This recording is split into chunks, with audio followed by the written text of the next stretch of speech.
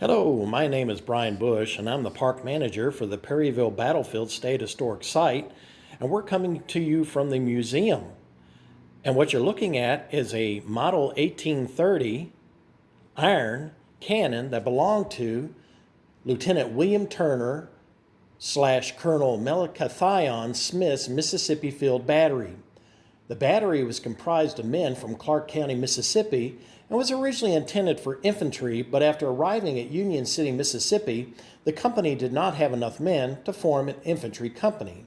So the men were given the choice of either joining a Tennessee regiment of infantry or reorganizing into a company of artillery. The men decided to form a battery, and Melicathion Smith was elected captain and was attached to Confederate General Ben Cheatham's brigade of infantry. The battery consisted of 6 guns, which were 3 6-pound smoothbores, 1 rifled gun, and 2 12-pound howitzers. After the Battle of Shiloh, Tennessee, Cheatham was promoted to corps commander, and General George Manny was promoted to brigade commander, and Smith was promoted to chief of artillery. Smith's battery was reduced to 4 cannons, consisting of 2 12-pound Napoleons, which were captured from the Union Army after the Battle of Shiloh, and 2 Model 1835 6-pound iron cannons. At the Battle of Perryville, his battery was comprised of 4 guns, which were 2 12-pound howitzers and 2 smoothbore 6-pound iron guns, one of those that you see before you now. The cannon has a very interesting history during the Battle of Perryville. We will come back to what happened to the cannon at Perryville, but let's go out to the battlefield and discuss where the cannon was located during the Battle of Perryville. Where we're standing currently is where Turner's battery was located. And I'll spin around here for you to take a look at this position. And then I'm going to show you the next hill over, where you can actually see the marker of Union General James S. Jackson all the way on the other hillside over. Now, Turner's battery was under General George Manny's brigade, which was comprised of the 41st Georgia, the 6th Tennessee, the 9th Tennessee, and the 27th Tennessee, and the 1st Tennessee. On October 8th, the brigade, along with the brigades of General Daniel Donaldson and Alexander Smith, was moved from their positions on the extreme left of the Confederate line of battle to the extreme right and advanced against the Union Army on the opposite side of the Chaplain Creek. General Manny ordered Turner to halt on the ascent of a hill, and he immediately received orders to advance. He did not reach the top of the hill when Captain Melicathion Smith brought orders from General Benjamin Cheatham to advance rapidly and ordered him to take a position on the hill to the extreme right, overlooking the Union infantry and artillery. In the distance, you can see the hill, which was occupied by Union General James S. Jackson's 10th Division, 33rd Brigade, under William Terrell. The artillery and infantry you would have seen in front of you were the 105th Ohio, the 123rd Illinois, the 80th Illinois and Garage Detachment, and Colonel Charles Parsons' battery, which was comprised of 8 12-pound Napoleons. The Union infantry and artillery on the hill in front of you already began firing on Donaldson's brigade. We are standing in the exact position where Turner's battery unlimbered their guns and placed them into position. Once he was in position, he immediately opened fire on the Union infantry and artillery at a distance of about 200 or 300 yards with canister and continued with shell and spherical case as the Union forces began to fall back under the Confederate assault under Stewart and Manny's brigades.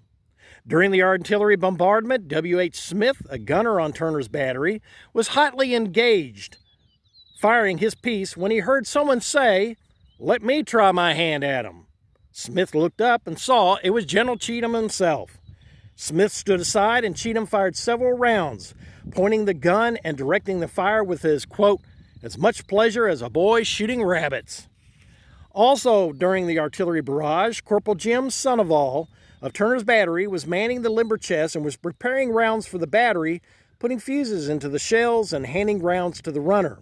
While he was performing his duties at the limber chest, a Union artillery shell exploded over his head just above the limber chest and caught the packing rounds around the black powder on fire. More than panicking and fearing that the entire limber chest may explode in his face with all the rounds, he calmly scraped off the ignited packing material out of the limber chest and continued preparing rounds as if nothing had happened. Turner continued to fire rounds into the Union troops until the Confederate forces advanced to the point where the Confederate infantry was between Turner's battery and the Union infantry. To make sure that he did not fire on friendly troops, Turner decided to focus attention on a Union battery which had opened up on Turner's guns and, as Turner stated, had annoyed us considerably, unquote. The Union guns were of a heavier caliber than Turner's guns. He continued to fire on the Union guns until General Cheatham sent orders for Turner to cease firing. By this point during the battle, Manny and Stewart were able to take Colonel Charles Parsons' 7 12-pound Napoleon guns, kill Divisional Commander Union General James S. Jackson, and take the hill occupied by the 105th Ohio, the 123rd Illinois, the 80th Illinois, and Garage Detachment. Turner advanced his battery to position farther to the front in order to open fire on a battery, which was firing on Captain Carnes' battery. And we'll go ahead and continue our tour inside the museum. Now, before we head into the museum, I thought I'd come out here to the battlefield site and show you all the way in the background that you see was where we were originally standing. Now, where we're standing was where Charles Parsons' battery was located. And as I swing around here, there's that sign I was telling you about earlier in the video. This is where Union General James S. Jackson was killed during the assault. Now, as we spin back around here, we're going towards the back side of the hill. The next hill over was Starkweather's Hill. Also along there was Bush's Battery and Stone's Battery. As I swing back around, what is in front of you is where Manny's assault and Stewart's assault took place, right in front of you. And as I was saying also earlier, the hill over was where I was standing, where Turner's battery was located. Well, getting back to our story here, Turner located to his new position and was about to fire on the opposing battery in the distance, which was Bush's Battery and Stone's Battery, when General Cheatham ordered Turner to the rear. During the night after the battle, Turner received orders from Captain Smith to send his horses and limbers to the front and withdraw some of the Union cannons under Charles Parsons, which were captured during the battle. The Union Army had taken off most of the limbers along with their horses. Turner took all he could find except 2 caissons, which were damaged during the battle. He managed to haul off about 5 12-pound Napoleon guns, 1 12-pound howitzer brass, and 1 6-pounder Parrott gun steel, with 2 limbers and 2 caissons without limbers, which were filled with ammunition for the Napoleon guns.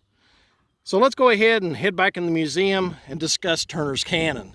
Again, I would like to give special thanks and holler out to Ren, Scott, and Faye Hankla, who allowed me permission to photograph and film on where Turner's battery was originally located. Well, here we are back at the museum, and to continue with our story, during the night, Turner exchanged 2 of his 6-pound iron cannons for 2 of the Napoleon guns, along with the ammunition. This is one of those cannons. After the Confederate forces left the field during the night, Union forces took control of the battlefield. The Union forces took the abandoned field pieces as a trophy and called Turner's discarded cannon as a, quote, captured piece. The piece was placed in the old Kentucky State Arsenal, which later became the Kentucky Military History Museum, which is run by the Kentucky National Guard. Later, the cannon was moved to the Perryville Battlefield State Historic Site. The museum also has the sister gun in storage. As for Turner's battery, the next morning on October 9th, Turner left the field of Perryville for Harrodsburg. Captain Smith ordered Turner to dismantle his guns, which were unable to travel with him. During the battle, Turner lost 4 men wounded and 1 missing, and 1 horse killed. Turner's battery would fight in the Battle of Murfreesboro, Chickamauga, and Missionary Ridge. The battery would surrender on May 4th of 1865.